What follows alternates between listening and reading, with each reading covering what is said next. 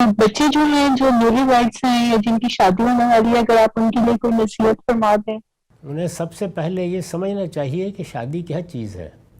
हमारे यहाँ यही ख्याल किया जाता है कि शादी या निकाह ये असल में जिनसी जबिल्लत के इजहार को कानून के दायरे में लाना है। ऐसा नहीं है। ये अल्लाह ताला की बहुत बड़ी स्कीम है जिसमें आप शरीक होते हैं, और वो इंसानी नस्ल के बका की स्कीम है। बच्चे पैदा करने हैं, उनकी परवरिश करनी है, तरबियत करनी है। ये सही है कि उसके लिए अल्लाह ने इंसान के अंदर बड़ा कवि दाइया भी रखा है, अर्ज रखा है, वरना तो बार बन जाता है इंसान के लिए। तो इस ज़िम्मेदारी को समझ कर निकाह करना चाहिए। यानी निकाह क्या चीज़ है और ये कितना बड़ा और कितना गैर मामूली इदारा है, इसकी ज़िम्मेदारियाँ कितनी गैर मामूली हैं, ये वो चीज़ है जिसको बच्चों को समझाने की ज़रूरत है, बच्चियों को भी समझाने की ज़रूरत है, ताकि अवाइल शबाब में जब जज्बात का गलबा होता है तो वो गैर ज़िम्मेदाराना फ़ैसले न करें। सबसे बुनियादी चीज़ ये है। और दूसरी बड़ी चीज़ ये है कि ये बात उनके समझने की भी है और हमारे समझाने की भी है कि इस रिश्ते को, यानी ये निकाह का रिश्ता जिसमें एक मर्द और औरत ये फ़ैसला करते हैं कि वो ज़िंदगी भर इकट्ठे रहेंगे, बच्चे होंगे तो उनको माँ और बाप के रिश्ते देंगे, एक पाकीज़ा माहौल और गिराना फराहम करेंगे, इसकी बुनियाद जिस चीज़ पर रखी गई है वो इफ़्फ़त है, पाक दामनी।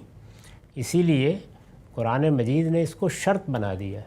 ये बता दिया है कि कोई बदकार आदमी ये तसव्वुर भी ना करे कि वो किसी पाकदामन ख़ातून से, इसी तरह कोई पाकदामन ख़ातून या कोई और इस तरह की ख़ातून, वो ये तसव्वुर भी ना करे कि वो किसी बदकार से शादी करेगी। यानी इसको हराम करार दे दिया गया है। वह हुर्रिम ज़ालिका अलल मोमिनीन।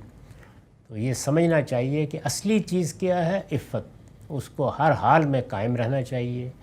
उसमें अगर खुदा न खास्ता कोई गलती हो जाए तो आदमी को फ़ौरन पलटना चाहिए, क्योंकि ये ख़ानदान का इदारा इफ़्फ़त के मुहकम रिश्ते ही से बंधा होता है। इसमें जितनी पाकीज़गी होगी, जितनी वफ़ादारी होगी, जितना इंसान इसके तकाज़ों को पूरा करने के मामले में इसार करेगा, उतना ही ज़्यादा उसको दुनिया और आखिरत में इसका नफ़ा हासिल होगा।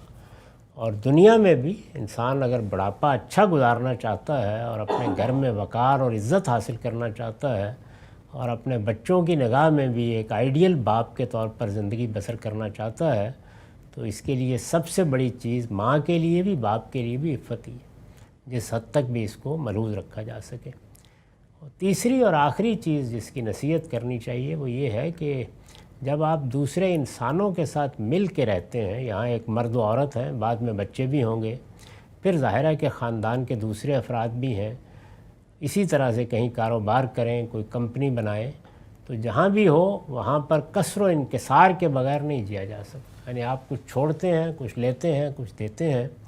अगर ये चीज़ ना हो और आदमी सिर्फ़ लेना ही जानता हो तो वो किसी भी इदारे को तबाह करके रख देता है। तो ये हो नहीं सकता उस वक्त तक जब तक कि हम ये ना जानें कि एक नज़म के साथ चलना है।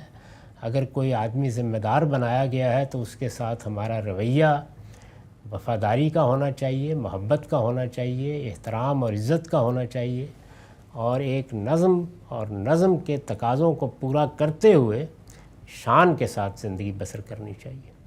ये बातें हैं जो बताने की ज़रूरत है और ये बहुत अच्छे तरीके से लोगों को बतानी भी चाहिए।